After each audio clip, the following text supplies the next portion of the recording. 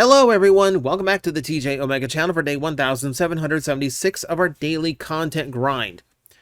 Today, we're going to be talking about a few pitfalls that I've run into for the last couple weeks. So I have been doing a lot of eBay sales over the last 3 odd weeks because I am leaving on vacation next week and I need a little bit of extra cash, and frankly, it's just time to thin the herd down.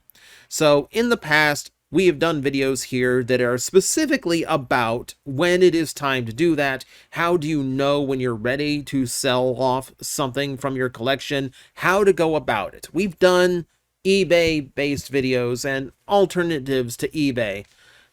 We've done that here on this platform. So go check those out if you haven't. If you're looking for an education on how to sell and when the right time to sell is.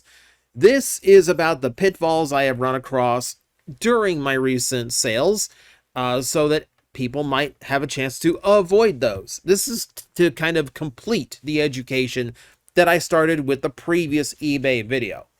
Now, some out there might accuse me of doing a video like this simply to cheaply promote my eBay sales one last time before vacation. So we're going to start with... I know. I will link it in the description below. My last shipping date is Saturday. Anything sold after that will have to wait until after I get back from vacation. You can still buy from me next week. It will just take a while to get everything to a post office. So that is your warning. But let us begin the education here. Now, the first part is don't expect it to sell. Like, no matter what you put up, do not count on that thing selling right away. The example I use here is the Waruda Raider that is colloquially known as Raptor Head. You know, or at least that is my understanding of what it says on the box. But the Raptor Head set, from what I have seen of Diaclone Reboot, is a very high demand set for what it is, because it opens up a lot of little build opportunities for your Waruders. And I kind of thought this would leave immediately, especially because between tariffs and new laws about, new import laws for the US, which are BS, but it's another debate. I kind of thought this would be like a golden opportunity for some Diaclone collectors to grab something without having to worry about import nonsense. And that's not what happened. This thing's been sitting here for a while collecting dust. And that's fine. Not everything is going to move immediately. You shouldn't expect it to move immediately, no matter how much high demand it is, no matter how much rarity it is, because it's just might not be the right time for the people who are eyeballing it. So don't get discouraged if it takes a while, but also don't throw it on eBay thinking, oh, I'm going to get money here in the next 2 days if I sell it right now, because it's very unlikely it is going to sell right now. It takes time to find the right person who will actually want it. Now, a few things to account for here. Don't be afraid to discount things. So when I do my eBay sales, I always look up the sold listings first in order to figure out exactly what I should be asking for this particular item. And one thing I do, I'll look at basically months worth of potential sales. Sometimes I'll look for active listings too, because what I'm trying to do is find the price where it will feel like it's got to be a grab, but still is close to what I could be making from it. Because I know if I ask for top dollar, it is going to sit there for a while, and that is costing me time. You cannot sell off anything that is going to get you back more time. But if you shave a couple dollars here or there, you might have enough money in your bank account to buy the boxes and the packing material to get a few other things out. So your time is more valuable than the cash that you are making. Don't be afraid of charging a little bit less than what the top value is, because you're just going to move it a lot faster. This one is and usually what I'll do, I'll look at sold listings and I'll usually put mine right in the middle of what I've seen it sell for, at least if I can get a consistent range. If something is floating around 20 or 30 bucks. I'm listing it for 25. Or I'll go off of what is currently up. Usually, a great way of doing this is by looking up what it is currently being asked for and look for the listings that have a lot of watchers on them. So if you see, like, if, for just wild example here, if Thundertron here has like a listing on eBay with 22 watchers on it, then look at that price and chop $5 off and list yours instead. One of those people might just spot that and decide yours is actually better as an option. You know, that's how you ensure quicker sales. You take a little bit of a hit, but it gets it moving faster, and that's more worth it in the long run. Here's a lesson I've had to learn the hard way. Check everything. Don't pass it off just because it's a random repaint. Don't pass it off just because it was a weird little exclusive no one thought about or cared about at the time. Always double check before you start pricing or selling anything. I've said it more than once. I'm the idiot who sold a copy of Mega Man X3 on Super Nintendo, one of the rarest games in the Super Nintendo lineup, for way less than it should have gone for because I didn't look first. I just assumed old game, been replaced by a modern like collection on PS2. I can get rid of the cartridge, right? Oh, the fool I was. Oh, the fool I was. So, research everything.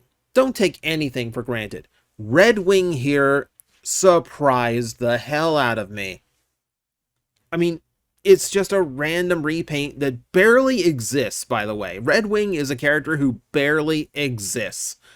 However, the toy sells for over $100. I couldn't believe it when I saw that amount. I figured it out. Like, number one, collector, like Transformer people are always going to go nuts for Seekers. That's just how it goes. But this is literally the only Red Wing that exists. If you want Red Wing in a Seeker collection, you have exactly one option. One. And you are looking at him right here. And that commands value. You know, weird things sometimes will make a toy far more valuable. So, yeah.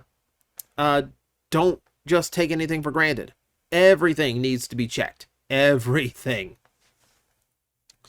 Also, you're going to be surprised, but basically no matter what you put out there, someone will eventually want it. A great example here was the Ironhide and Prowl set from Buzzworthy Bumblebee. This went to clearance lanes so fast when it first came out. I got mine on deep clearance, and it's been sitting in my closet, basically maturing like fine wine. What happened here is they released another set. They released the Brawn and the Iron and the Ratchet set, which completed that completed the assault on your childhood on the shuttle in the shuttle bridge. But then you look at the other ones that we've gotten. We have like Battle Damage Optimus Prime now from the 86 movie. We have a matching Megatron, and there's probably more behind it. You know, you never know when you're going to get another sleep mode repaint. So it's actually a pretty big deal. It's a pretty big deal because the people who got into those, like the collections of the Battle Damage figures, might have missed out on the first one. So now they want to go back and get the one they missed. Even if it seems like it's something no one would really want, you have to give it a shot because you never know. Someone out there will want it eventually. It's just a matter of what you're willing to charge for it in order to make that sale happen. But in the subject of someone will want it no matter what, every figure out there is going to be wanted by somebody for some reason. Don't discount older figures. So when I did these sales listings, I put up two Perceptors, the Titan's Return that you see on screen, and the 86 Perceptor. And I thought to myself, not everyone would have gotten that multi-pack with the two cassettes. Surely there are some people who are going to want a Perceptor who just don't have any in their collection. Well, 86 Perceptor is still in my listings. It's still up for sale. Titan's Return Perceptor is already sold. And there's just going to be people who want the older figures. That might be because they like the build quality of the older toys better. They like the detailing or the greeble amount better on the less cartoon accurate ones. They like the transformation style better, or there's features to the toy that make it more appealing. An example of this I would have included in this video, but it's already sold. I just sold a Combiner War Bruticus. I finally lucked into all the parts I needed to actually sell that complete. And you would think, with a brand new Bruticus about to be completed with the impending release of Swindle, you would think that wouldn't really sell. But it does, because the play pattern of Titan's Return, or Combiner Wars rather, is still a thing for a lot of collectors. So they want the interchangeability factor that doesn't exist in the modern legacy style. And that's completely understandable. That is absolutely understandable. And yeah, that does mean it carries value, even though it is the old version. Is it as valuable as it used to be? No, but it does still carry value. It can still sell. So don't discount it just because it's an older version. You might be surprised. In the same vein, don't be surprised by the smaller guys either. So granted, when you're looking at things like, like the Legends class figures from Titan's Return, Combiner Wars, it is rather hit and miss who is actually worth anything. Some are 100% replaced by modern versions, and some don't feature those kind of things that make them stand out. But you never know. Cosmos here, it's a rather kind of pocket scale Cosmos, which is how a lot of people like him. And because this one is a unique aesthetic, it's different and more modernized as a Cosmos toy, rather than, say, like the Velocitron mold, which is very much the OG. There are people who prefer this one over the original, whether that is because it is the more modernized version that's closer to what he would have been in classics, or if it's just the size that people are attracted to because Cosmos is supposed to be a little guy. Don't know really, but he still commanded more than his original retail value, which kind of surprised me considering we all went nuts when Velocitron Cosmos became a thing. So again, don't discount them. They can also surprise you with their value. Are they going to have like a tremendous amount of resale value? Most likely not, but for the most part, yeah, you are going to be surprised every now and then. Now, here's two completely contradicting pieces of advice, but both are worth keeping in mind. Number one, if you are not in a rush to make some money and put it in your pocket as fast as possible, let things cook.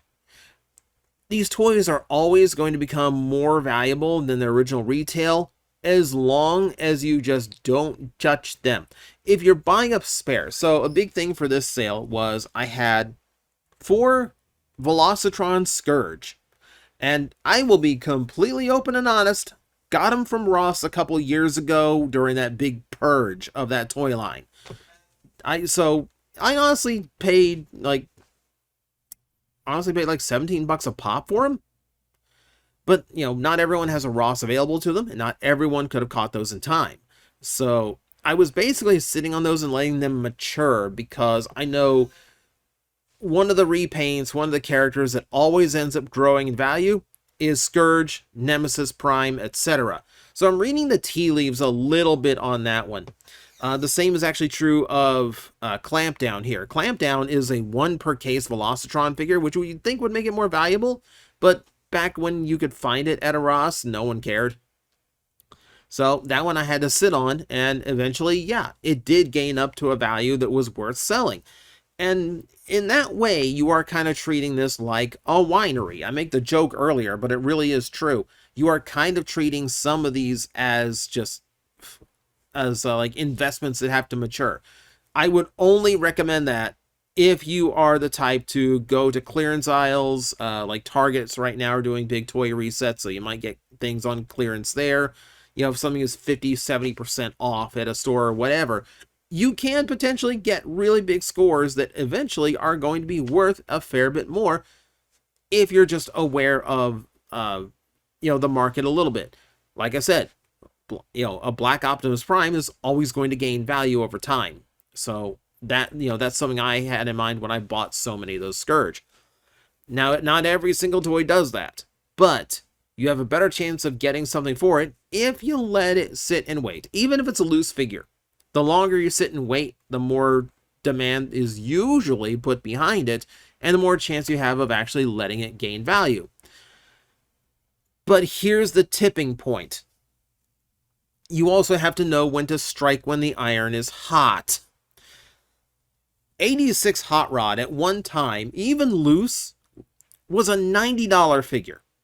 It was an extremely expensive figure for what it is, because it is an exceptionally good toy that was hard for people to come across.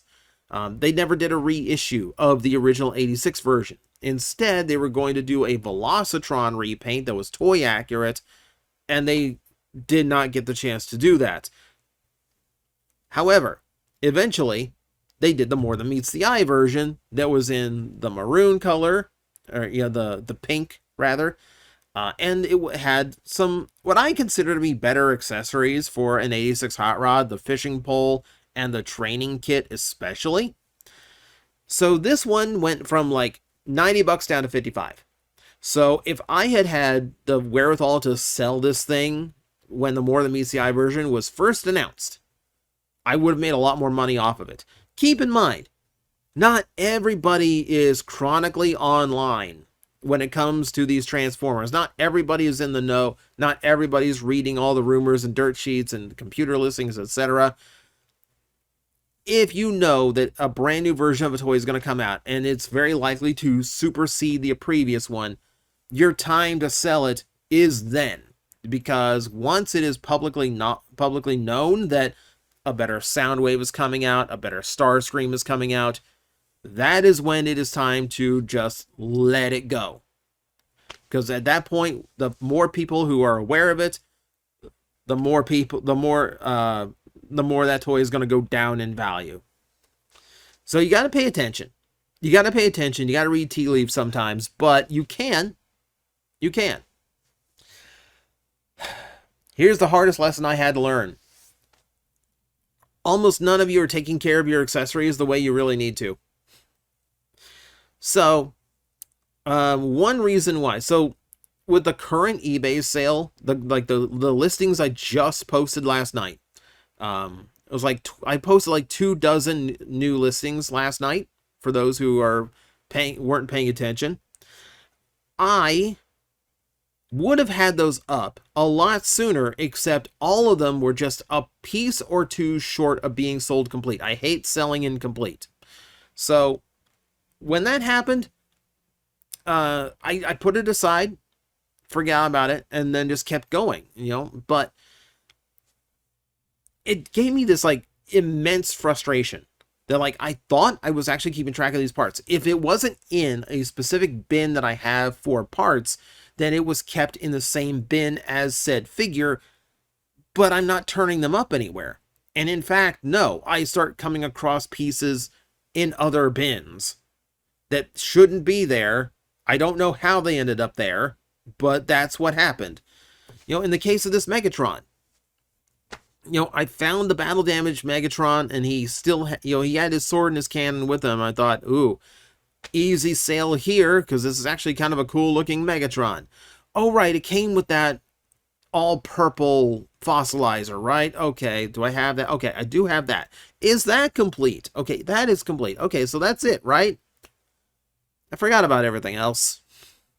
So that had to get set aside. Since then, going through bins yesterday, I actually did come across a lot more that I thought I had lost track of. I found the Allspark that he comes with. I found the chest strap with the Matrix. Found that. And I found one of the blast effects. I am one little blue blob away from being able to sell this. I have 24 plastic bins of varying sizes that stores my collection. What do you think the odds are of me actually coming across one tiny blue blob in the near future? So this is whatever money this goes for online that is just sitting there completely useless because I can't find one little piece because I thought I was taking better care of my accessories than I actually was. Unless you are the type to bag up the accessories as soon as you take a figure out of its box and pack them away all in the exact same spot so you never have to wonder where they went. Unless you're doing that, you aren't treating your accessories properly. So don't do what I did. I've got so many bins that are stuffed and sorted around in weird ways and just cobbled together that at the moment, you know, one of the figures I can't find? The freaking Ark. I have a Titan class Ark I cannot find, all because I have sorted through the bins so poorly and I put things away so randomly. I found my yellow I found the dude. I found mainframe. I found the yellow mainframe. Because remember, I kept it out so I could still have Teletran 1. Cannot find the entire ship for anything. And it's so frustrating. Like, what do you mean I can't find a toy that big? How did I lose track of that? How is that so buried I can't find it?